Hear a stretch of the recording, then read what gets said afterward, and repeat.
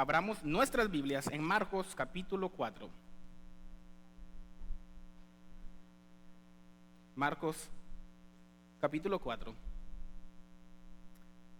Es el segundo evangelio, el segundo libro del Nuevo Testamento. ¿Cuántos libros hay? Va a haber preguntas, así que si no está despierto, va a despertar ahorita. ¿Cuántos libros hay en el Nuevo Testamento? ¿Quién sabe?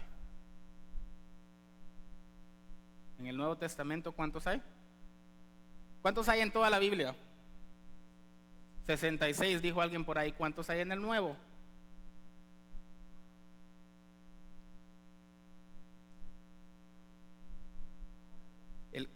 El que no conoce su espada, el soldado que no conoce su arma. Mire, mi hermano estaba en el ejército, ¿ya? Y a ellos los tenían que desarmar su rifle, un M16, y armarlo otra vez en menos de 2 minutos. Y si no lo podían hacer, si uno no podía hacerlo, todos tenían que hacer despechadas hasta que no aguantaran. Es necesario que el soldado conozca su arma. 27 en el Nuevo Testamento, 27. Y si hay 66, ¿quién sabe hacer matemáticas? ¿Cuántos hay en el Antiguo? ¿No hay nadie que es bueno para las matemáticas? 66 menos 27 es 39. ¿Okay? Los primeros 4 libros del Nuevo Testamento son evangelios. Son la vida de Jesús: Mateo, Marcos, Lucas y Juan. Amén. Cositas bonitas saber, bueno saber. Por ejemplo, usted sabe que ya les dije 27 libros en el Nuevo Testamento. De esos 27, 24 son cartas. ¿Quién sabía eso? 3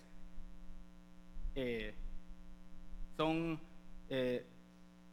la historia o el evangelio del Señor Jesús. Amén. Los primeros 3, Mateo, Marcos y Juan, no son cartas. Pero no sé si usted sabía que el libro de Lucas, el evangelio de Lucas, vaya a Lucas 1:1. Vayan a Lucas 1:1 ahorita. Vayan a Lucas 1:1 y yo sé que no lo tengo ahí atrás y esto no lo tenía planeado, pero quiero que despertemos. Amén. ¿Quién vive? Lucas 1:1. ¿Qué dice Lucas 1:1?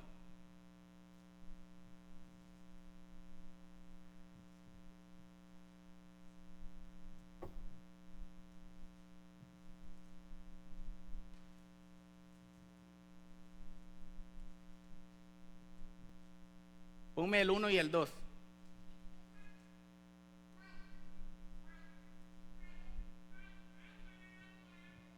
¿Quién vive, hermanos?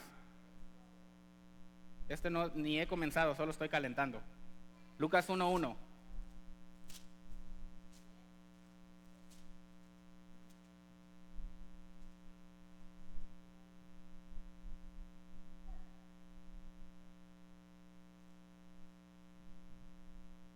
Vamos a leer hasta el 3. Amén. Dice: puesto que ya muchos han tratado de poner en orden la historia de las cosas que entre nosotros han sido ciertísimas. Este es Lucas escribiendo. El versículo 2 dice: tal como nos enseñaron los que desde el principio lo vieron con sus ojos y fueron ministros de la palabra. Mire lo que dice aquí el 3, mire lo que dice el 3. Me ha parecido también a mí, a Lucas el doctor, después de haber investigado con diligencia todas las cosas de su origen, escribírtelas por orden, oh excelentísimo Teófilo. O sea que Lucas escribió esta carta a un tal, ¿quién?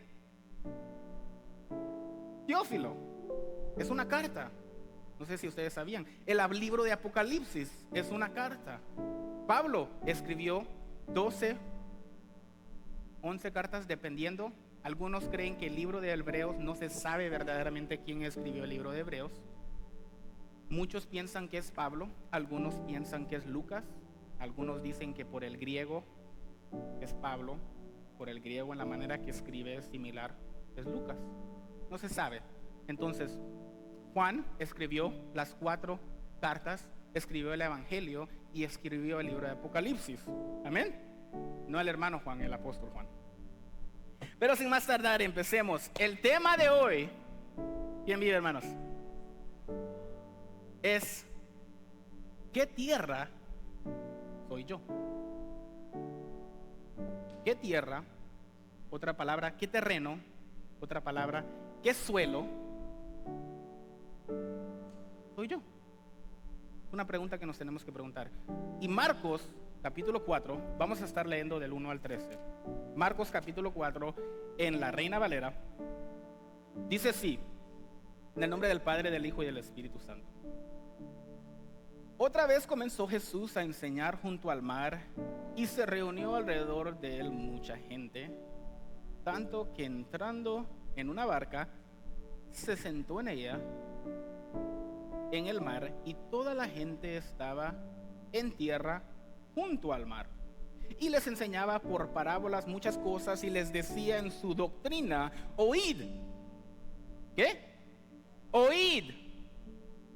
He aquí el sembrador salió a sembrar, y al sembrar aconteció que una parte cayó junto al camino, y vinieron las aves del cielo y la comieron. Otra parte cayó en pedregales, donde no tenía mucha tierra, y brotó pronto, porque no tenía profundidad de tierra. Pero salido el sol, se quemó, y porque no tenía raíz, se secó.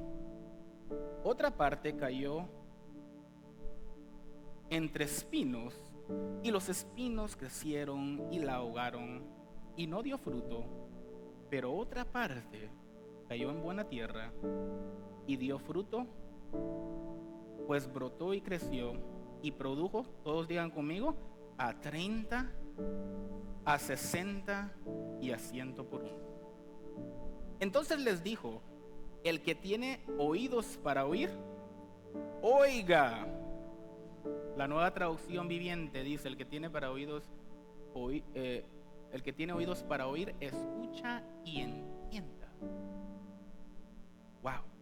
El 10 en la Reina Valera: cuando estuvo solo, los que estaban cerca de él con los 12 le preguntaron sobre la parábola, y les dijo: a vosotros o a ustedes les es dado saber el misterio del reino de Dios, mas a los que están fuera, por parábolas todas las cosas, para que viendo vean y no perciban, y oyendo oigan y no entiendan, para que no se conviertan y les sean perdonados los pecados.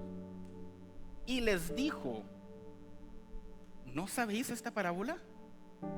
¿Cómo pues entenderéis todas las parábolas? Oremos al Señor. Padre nuestro que estás en los cielos, te doy gracias, Señor, por un día más de vida. Señor, te pido, Señor, que en esta tarde, Señor, me uses, Señor, como un vaso de honra y no de deshonra, Señor, y que tu palabra, Señor,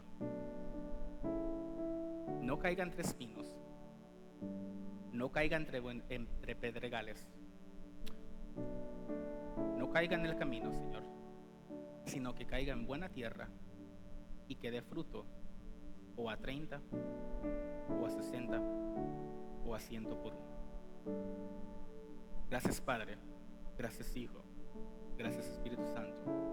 Amén y amén. Marcos capítulo 4. Estamos en el capítulo 4. ¿Okay? El Evangelio de Marcos, escrito por Juan Marcos. Muchos de los estudiados, muchos de los eruditos dicen que se podría nombrar no el libro de Marcos, o el Evangelio de Marcos, sino que el Evangelio de Pedro a la mano de Marcos, porque Marcos andaba con el apóstol Pedro y se cree que él agarró todo lo que él sabía, porque Marcos no era un apóstol. Marcos estaba con los apóstoles, pero él escribió todo lo que Pedro le decía. Y es por eso que cuando ¿quién negó a Cristo? ¿Cerca? ¿Alguien lo dijo aquí? Pedro, ¿verdad? Si se notan, en el Evangelio de Marcos dice que fue un discípulo, no dice que fue Pedro. Pero Juan sí lo echa de boca y dice: Pedro fue el que lo negó. Pedro no dijo, entonces cuando Pedro le dio la historia a Marcos, le dijo, solo pon que fue un discípulo, no digas que fui yo. Entonces, esta es la primera parábola en el Evangelio de Marcos y empieza, ponme el 33 del 4 y el 32 y el 33 y el 34. Mire lo que dice. Esta es la primera parábola. Dice, con muchas parábolas como estas, les hablaba la palabra conforme a lo que podían oír. Mire lo que dice el 34, ¿todos lo tienen? O están en la pantalla, lean junto conmigo. Y sin parábolas no les hablaba, aunque a sus discípulos en particular les declaraba todo. Él empezó aquí a hablar con ellos. Llegó el momento, hubo una, en inglés se me vino a la casa, bifurcation, una división, un lugar, un momento en donde él dijo, voy a empezar a hablar en parábolas, y solo en parábolas. Y a mis discípulos me los llevo, a los que estaban con ellos me los llevo y les explico todo. Ahora, ¿quién vive, hermanos? ¿Por qué empezó él a hablar en parábolas? ¿Por qué? La respuesta sería, porque él conocía el corazón de esta gente que estaba ahí. Si usted va al capítulo 2, no lo vamos a ver, pero al principio, él está en una casa, Jesús está dando una enseñanza, y vienen unos amigos, 4 amigos cargando a un paralítico. Ya yo creo que muchos se saben la historia. No pueden entrar porque hay mucha gente en la casa. Entonces, ¿qué? Rompen el techo, meten al paralítico, lo bajan hasta abajo, a saber cómo solo Dios sabe, a los pies de Cristo. ¿Para que qué? Porque ellos tenían fe que lo iba a sanar, ¿verdad? Y ellos estaban esperando, sánalo por favor, que diga que sea sano. Y las palabras que él le dijo no fue que sea sano, le dijo, hijo, tus pecados te son perdonados. What? Y habían unos judíos ahí, unos fariseos, que dice la palabra de Dios, si no me equivoco, en Marcos capítulo 2, versículo 6, que cavilaban o que pensaban en su corazón y decían en su corazón, ¿y este quién se cree? ¿No sabe? Ese está hablando blasfemias. ¿No sabe que solo Dios puede perdonar pecados? Y Jesús, si sigue leyendo, dice que él conoció que ellos cavilaban. Y luego dijo, ¿por qué cavilan en su corazón? ¿Por qué piensan así? Y les dijo, para que puedan ver que el Hijo de Dios no solo tiene poder para perdonar pecados. Le dijo, toma tu lecho y anda. Y se levantó. Él conocía el corazón. Capítulo 3, al principio, dice ahí que él entró a la sinagoga como lo solía hacer. Dice ahí otra vez entró a la sinagoga. O sea, que quiere decir que lo hacía con frecuencia. Si lo hace otra vez es porque ya lo había hecho anteriormente, ¿sí o no? Sí, ¿verdad? Entonces lo solía hacer. Él entró a la sinagoga como lo solía hacer. Lo hacía con frecuencia. Pero esta vez que entró, ven para acá, Diego, pon tu Biblia ahí, siéntate ahí y pon tu mano así, nada más como que está enferma. Entró a la sinagoga como lo solía hacer, pero esta vez había un hombre con la mano seca. Y luego dice que ahí estaban los judíos que acechaban contra él, porque él entró en el día de reposo. ¿Cuál es el día de reposo para los judíos? Sábado. Entró en un sábado. Sabemos qué día entró. Ellos acechaban para ver si lo sanaba, para acusarlo, para decir, hey, ¿no sabes que no debes de estar trabajando? ¿No debes de hacer eso en el día de reposo? Pero como él conocía su corazón, le dijo, ven, Párate aquí en medio de todos. Y les preguntó: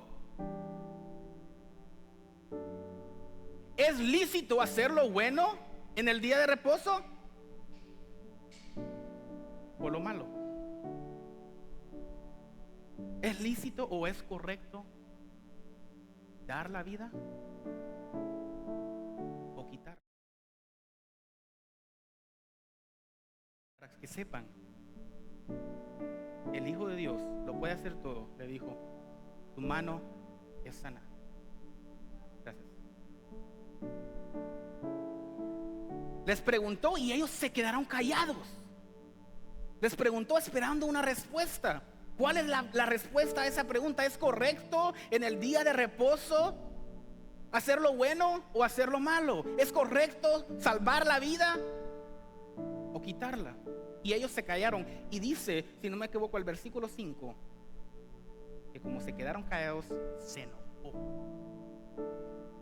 Se enojó. Pero luego dice que se entristeció. El versículo 6. ¿Por qué? Ahí lo aclara. Búsquelo. Mateo 2, Marcos 2, 6. Si no me equivoco, o el 7. Por la dureza del corazón de ellos. 3.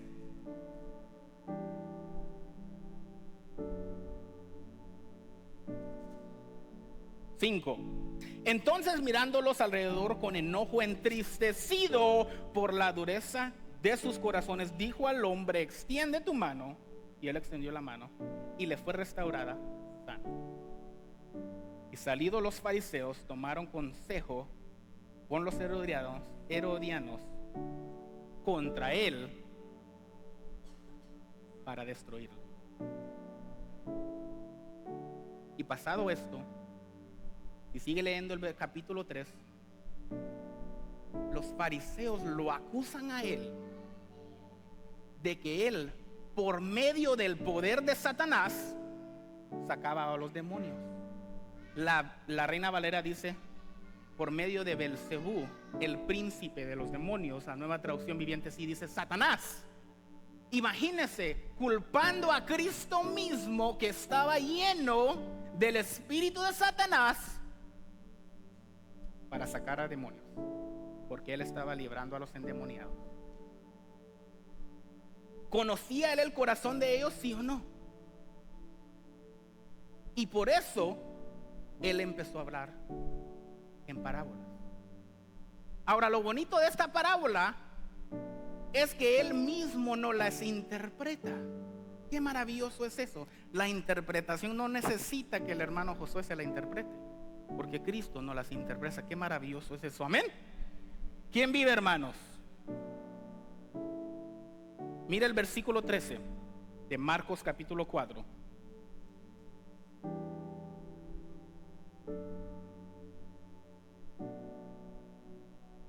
Y les dijo: ¿no saben esta parábola? ¿Cómo pues van a entender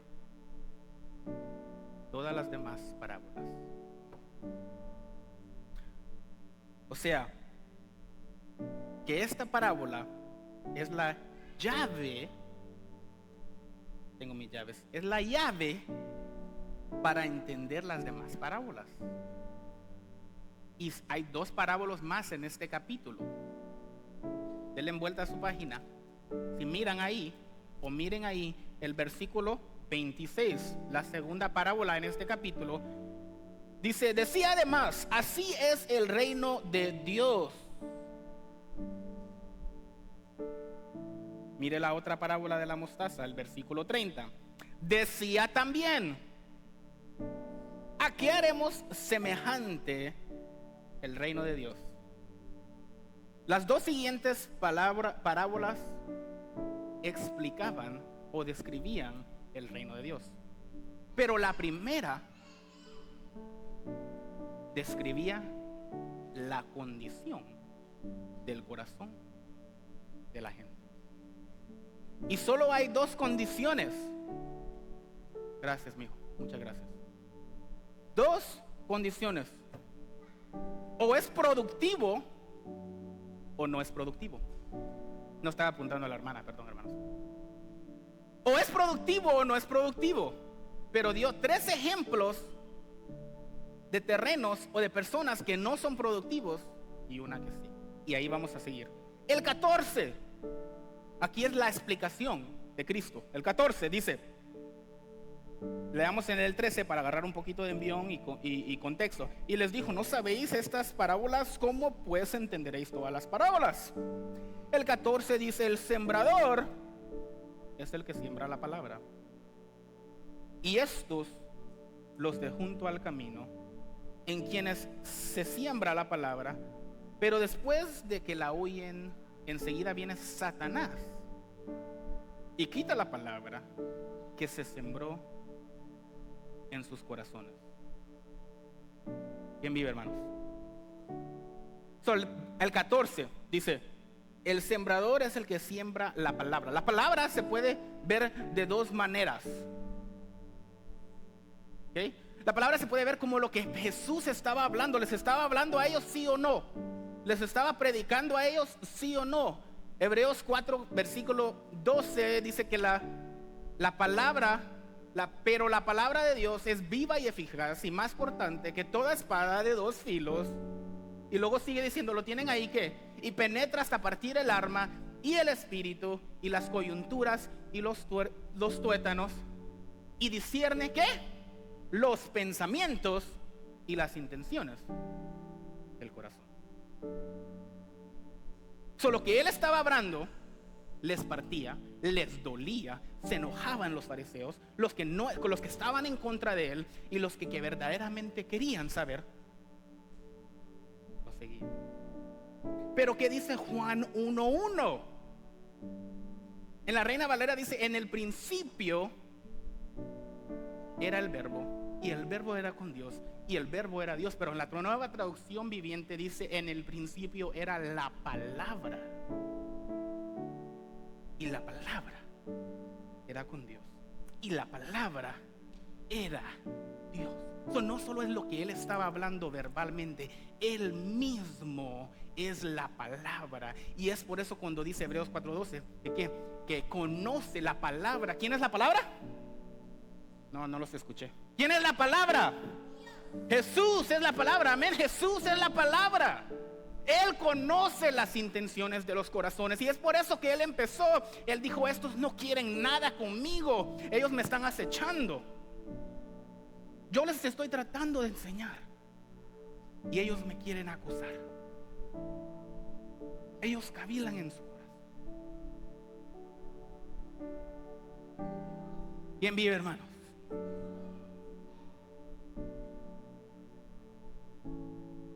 Entonces, ¿cuál era la condición del corazón de esta gente? Veamos el 12, regresemos al 12. Para que viendo, ¿qué? Vean y no perciban, y oyendo, oigan y no entiendan, para que no se conviertan y les sean perdonados los pecados. Pareciera aquí que como que Jesús no quisiera que se conviertan ellos. ¿Qué dice Isaías capítulo 6?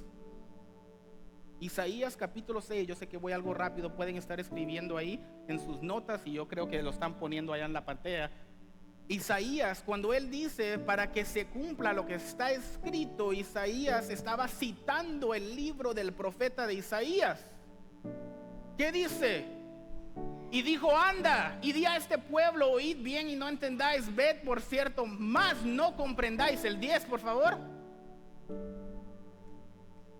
Engruesa el corazón de este pueblo y agrava sus oídos y ciega sus ojos, para que no vea con sus ojos, ni oiga con sus oídos, ni su corazón entienda, ni se convierta y haya para él sanidad. Parece que Cristo no quiere que esta gente se convierta. ¿Será eso el caso o no? La Biblia no se contradice. Lo que tenemos que hacer es estudiarla bien. Y lo que no nos aclara un libro, no los aclara el otro. Mateo 13 es la misma parábola, pero ahora Mateo, el cobrador de impuestos, ¿verdad? Él era el del TurboTax, ¿verdad? ¿Cuál es otra de los impuestos? Él cobraba impuestos antes de ser discípulo de Jesús.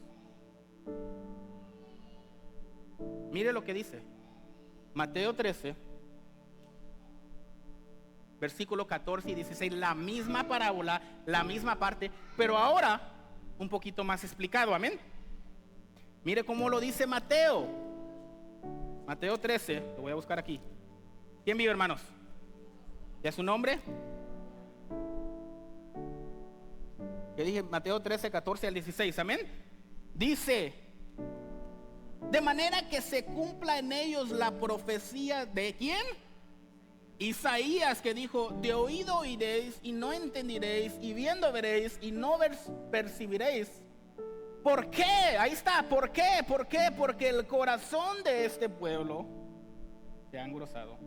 Mire, y con los oídos oyen ¿qué? Pesadamente. ¿Y han qué? Cerrado. O sea que no se lo cerró el Señor. Ellos están cerrando sus ojos a la verdad. ¿Dónde estoy? Perdón. Para que no vean con los ojos y oigan con los oídos y con el corazón entiendan y se convierta y yo les sane. Mira el 16. Pero que bienaventurado ustedes, el vuestros o los ojos de ustedes. ¿Porque qué? Porque ven y vuestros oídos porque oyen. O sea que con frecuencia la palabra parábola en el griego original es tirar hacia la par, como si uno tirara una semilla o una piedra, está a la par, ¿no? Una parábola es una enseñanza, ¿verdad? Que tiene un paralelismo, está en paralelo, tiene similaridad con una verdad espiritual. Es una historia, como el viernes agarré al hermano Diego aquí y lo arrodillé y supuestamente lo engrilleté, ¿verdad? Para que entendiéramos qué es lo que estoy tratando de enseñar. Pero la verdad es que la parábola, para aquel que verdaderamente quiere escuchar, es de bendición. Pero para el que no quiere, como los fariseos, como los saduceos, como la gente de dura corazón, es una condenación. Es difícil, es feo, es duro la palabra de Dios, es dura la palabra de Dios. Porque eso es lo que pasa. Isaías 55:11, no sé si se los di allá atrás. Isaías 55:11, mire lo que dice Isaías 55:11. ¿Quién vive, hermanos? Se me vino a la cabeza ahorita, perdón. Isaías 55:11. Ya estoy calentando, ya mero. Vamos a empezar, no se crea, hermano. Isaías 55:11, mire lo que dice Isaías 55:11. Dice: así será mi palabra que sale de mi boca, no volverá a mi vacía, sino que hará lo que yo quiero y será prosperada en aquello para que la envíe. ¿Y qué es? Es una espada más cortante que de 2 filos, que es viva y eficaz y discierne los pensamientos del corazón. Y el que quiere recibe, y el que no lo empuja. Es así de simple. Es una relación. Él quiere tener una relación. Él quiere tener una relación. Amén. ¿Quién vive, hermanos? Ay, se me doblaron las páginas, perdón. Sigamos. Como les dije, solo hay 2 clases de terrenos, ¿verdad? Uno es productivo y el otro ¿qué? No. Uno es productivo y el otro ¿qué? No productivo. Uno es productivo y el otro es ¿qué? No los oigo. Si no los oigo, no seguimos adelante. Uno es productivo y el otro es ¿qué? No productivo, amén, sí están despiertos. Amén, ¿quién vive? Ok, el 15. Dice, y estos son los del junto al camino, en quienes se siembra la palabra, pero después que la oyen, enseguida viene Satanás y quita la palabra que se sembró en sus corazones.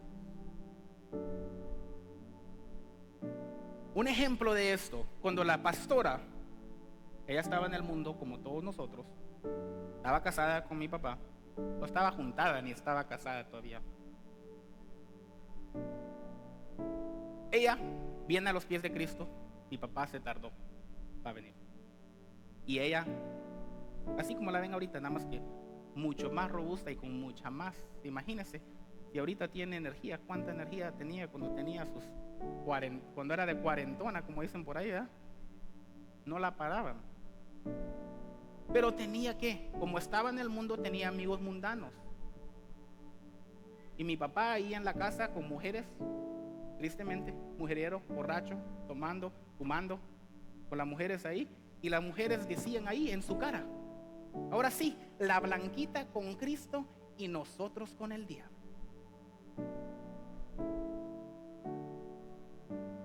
¿Cómo estará el corazón de esa gente? Ella les hablaba, ella les predicaba, ¿pero qué? Su respuesta era la blanquita con Cristo y nosotros con el diablo. Cayó esa palabra, esa semilla, cayó y rápido la quitaba Satanás por la dureza del corazón. Versículo 16 y 17. Estos son asimismo los que fueron sembrados en pedregales. Aquí está la explicación. Los que cuando han oído la palabra, al momento la reciben con gozo, pero no tienen raíz en sí, sino que son de corta duración, porque cuando viene tribulación o la persecución por causa de la palabra, por causa de seguir a Cristo, luego tropiezan. ¿Quién vive, hermanos? Es posible que algunas de estas personas que estaban ahí escuchando esta parábola, este mensaje, eran de esta clase de gente. ¿Por qué? Porque él les dijo a sus discípulos, habían 5,000 personas, no contando, dice ahí, a sus esposas y a los hijos. Y si eran, siempre digo, si eran hispanos como nosotros, imagínense, unos 5 por cada persona, como 20,000 personas ahí. Como dijo un niño hondureño, una reviata de niños había ahí, ¿verdad? Y él les dice a ellos, denles de comer. Y ellos dicen, ¿qué? Tendríamos que trabajar meses para poder darles de comer a esta gente. Y él les da de comer. Él les da de comer a los 5,000. ¿Y qué? Quedan 12 canastas. Después le da de comer a 4,000. Quedan 7 canastas de 2 peces y 5 panes. ¿Verdad? Cuando hay comida, ahí estamos todos puntuales. ¿Verdad? ¿A qué horas es para la carnita asada? Ahí sí dicen amén, ¿verdad? Pero ¿qué pasa cuando el mensaje es duro? Miren lo que dice Juan 6:60. No sé si los puse ahí atrás. Juan capítulo 6, versículo 60. Juan capítulo 6, sin perder a Marcos. Siempre vamos a regresar a Marcos. Juan capítulo 6. Mire, esto es directamente, justamente después que él le había dado en Juan. Si usted lee ese capítulo, al principio del capítulo de Juan, él alimenta a los 5,000. Pero el versículo 60, no lo vamos a leer todo, ¿verdad? Porque si no hacemos vigilia, que por mí está bien, pero no sé, yo sé que todos tienen mucho que hacer. Dice, al oírlas, muchos de sus discípulos dijeron, dura es palabra, ¿quién la puede oír?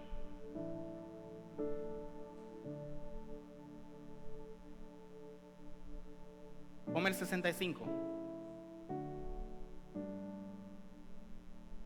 Y dijo, por eso os he dicho que si ninguno puede venir a mí, no le fue dado el Padre. Ponme el 66. Desde ese entonces, muchos de sus discípulos volvieron atrás. ¿Y qué? Y no andaban con él. Cuando hay comida, cuando está buena la cosa, ahí sí, ¿verdad? Estamos gozosos, ahí estamos todos. Amén. ¿Quién vive? Ahí sí cantamos: Él sana a los enfermos, reprende a los demonios y nos sirve café con pan. Ahí ya lo modifiqué un poquito porque a quien no le gusta el café con pan. Pero cuando ya no hay café, cuando ya no hay pan, cuando nos dice la verdad, cuando nos dice toma tu cruz, ¿y qué? ¿Y qué? Y sígueme. ¿Cuesta cargar una cruz?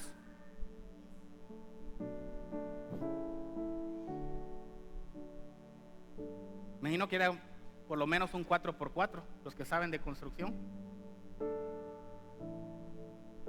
Cargar su cruz, pero después de haberse latigado 40 veces. Muchos morían antes de ser crucificados con los latigazos, no aguantaban los latigazos. Y él cargó esa cruz. Si somos seguidores de Cristo, tenemos que cargar nuestra cruz. Él nos dijo: en el mundo tendréis aflicción. O sea que el mensaje, si alguien le viene y dice: oh, conviértete a Cristo porque todo va a estar bien y Él te va a dar todo. Jesús dijo en su palabra, sus palabras dijo que en el mundo tú vas a tener aflicción. Él dijo que si a mí me odiaron, ¿cuánto más a ti? Si se lo va a dar, déselo fuerte al Señor, hermanos. Es difícil, el evangelio es difícil seguir a Cristo. Y el que no tiene raíces fuertes, el que no se agarra de su palabra, el que no toma su cruz, es fácil volver atrás. Cuando vienen los problemas, cuando vienen las dificultades, cuando no hay comida, cuando no hay trabajo, cuando ya estoy enfermo. Y el Señor, ¿por qué no me sana? La pastora, 25 años con artritis en sus piernas. Oró por mucha gente se sanó. La pregunta: ¿por qué no me sano yo, Señor? Yo he orado y he orado y he orado y he orado y he orado por 25 años. ¡Sáname! Muchos: no, Dios no existe. Si no me sana, me quita a mi mamá, Dios no existe. Me quita a mi papá, yo no quiero estar con él. Me quita a mi esposo, me quita a mi esposa, me quita a mis hijos. Job, ¿sufrió Job o no sufrió? Como dijo ahí una muchacha que no le dieron su pumpkin spice latte del Starbucks. Ahora entiendo lo que Job sufrió.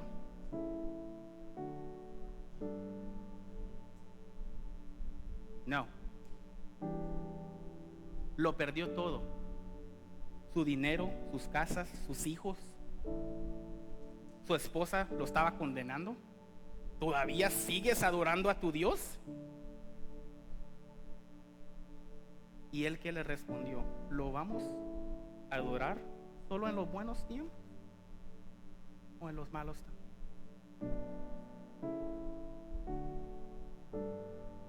Nuestra promesa no es de este mundo, hermanos. Es de la eternidad. ¿Quién vive? 18 y 19. Ya vamos terminando. Cuando lo digas 3 veces es que me faltan otros 20 minutos, no se crea. 18 y 19 dice: estos son los que fueron sembrados entre espinos, los que oyen la palabra, pero los afanes de este siglo y el engaño de las riquezas y las codicias de otras cosas entran y ahogan la palabra y se hace infructuosa. Ahora, con esto no quiere decir que ser rico es malo, querer bendiciones.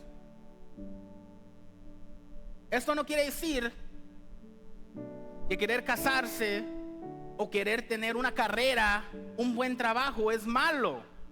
¿Qué dice Mateo 6:33? Tenemos que entender la palabra. Buscad, ¿qué? ¿Está ahí arriba o todavía no? Buscad, ¿qué? Primeramente, ¿qué? El reino de ¿qué? Y todo lo demás, ¿qué? Os será añadido. O sea que tener dinero no es malo, pero poner el dinero antes de Cristo sí es malo. Querer tener esposa o esposo no es malo, pero poner a la esposa o al esposo antes de Cristo, a los hijos antes de Cristo es malo. Querer tener un buen trabajo no es malo, pero poner el trabajo antes de Cristo es malo. Y con eso no les estoy diciendo que tienen que venir aquí a la fuerza. Apenas estaba hablando de eso. No sé con quién, no hace mucho, yo creo que hace unos minutitos.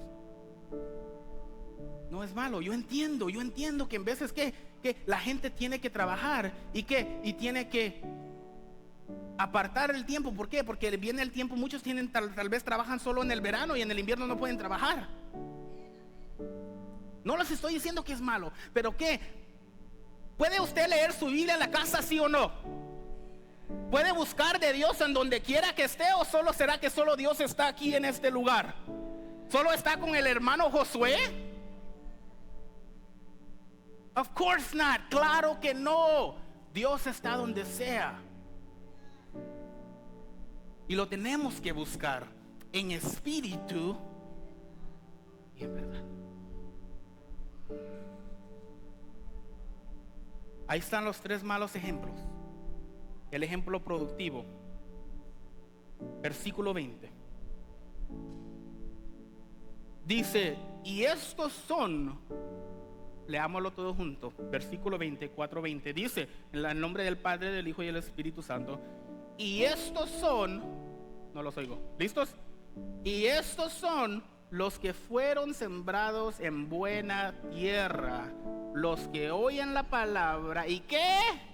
Y la reciben. Leamos esa parte otra vez. Los que ¿qué? Los que oyen la palabra y la reciben y ¿qué? Dan fruto ¿a qué? A 30, a 60 y a 100 por uno. Ahora,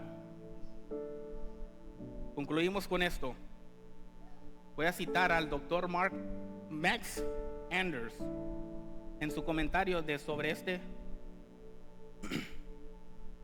Lo puse aquí porque está algo larguito, ¿me escuchan?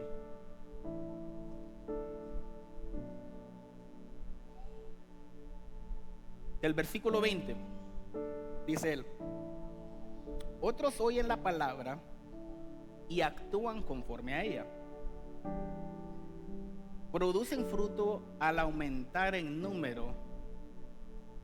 Dios tomará lo que le demos y producirá una cosecha abundante de ello. Ahora, mire esto. Dice, el rendimiento promedio de una cosecha, o sea que si uno cosecha 3 semillas de chile habanero, porque aquí hay mexicanos, ¿verdad? Chile habanero, si usted pone 3 semillas, dice ahí, es de una cosecha es 7 veces y media más que las semillas que se sembraron. O si sembró 3 semillas, le van a salir un por medio de 21 chiles, más, un poquito más, ¿verdad? Porque 7 y medio más 3, o por 3 semillitas, unos 24 chiles. Gracias a Dios por los chilitos, ¿verdad? Por la salsita, dicen los mexicanos. ¿Ven? Los que no comen chile, pues no, mejor cafecito, ¿verdad? 3 frijoles de café, nos salen 24 frijolitos de café, ahí estamos set, ¿verdad?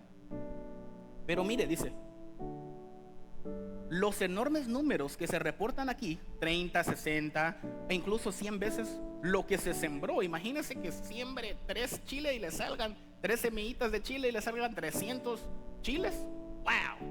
Ahí sí ya la tenemos hecha. Muestran que la cosecha provista por el Señor es milagrosamente abundante. La cosecha es típicamente simbólica de la actividad divina.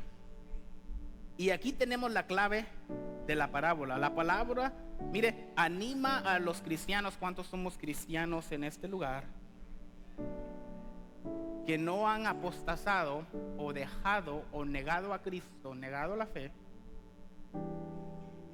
Que no han apostatado, a aquellos que permanecen al lado de Cristo, tanto en ese entonces como ahora. Amén. ¿Quién dice amén a eso? Si bien podemos desanimarnos, hace un par de días estaba hablando con una hermana que en veces nos desanimamos porque no vemos fruto, no vemos. Queremos que crezcamos, queremos que haya más, que haya más, que haya más. Y no, con la pastora contamos una vez 77 personas, si no me equivoco, teníamos aquí. ¿Puede ir? ¿Dónde están? Yo creo que no somos ni 20 ahorita.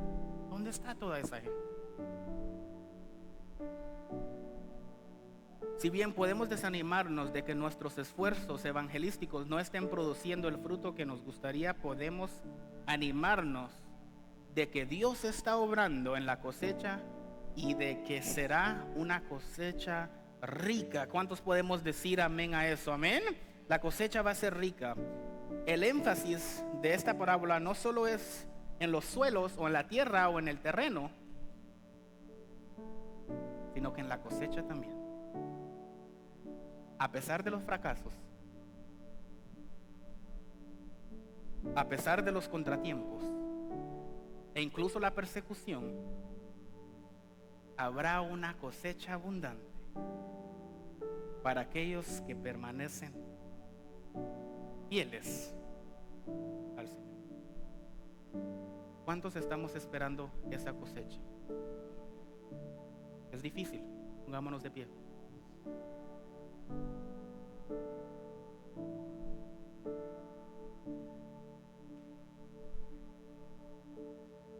Preguntémonos, ¿cuál es el tema?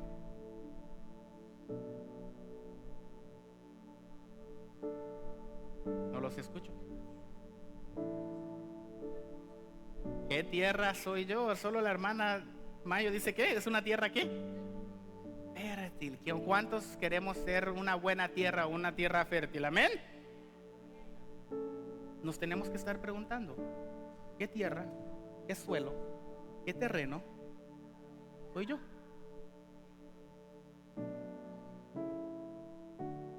Tenemos que ser una tierra que dé fruto, ¿a qué? O a 30, o a 60, o a 100 por uno. A uno le dio un talento, a otro le dio 2, a otro le dio 5. El de 5 produjo 5 más. Ya tenía, ¿cuánto es 5 más 5? Los que son buenos para la matemática. 10. Al que le dio 2, produjo 2 más. ¿Cuánto es 2 más 2? 4. Pero al que le dio 1, le dio miedo, lo enterró, no hizo nada. El Señor vino a ver qué es lo que habían producido. Le dijo al de 5, ¿qué hiciste?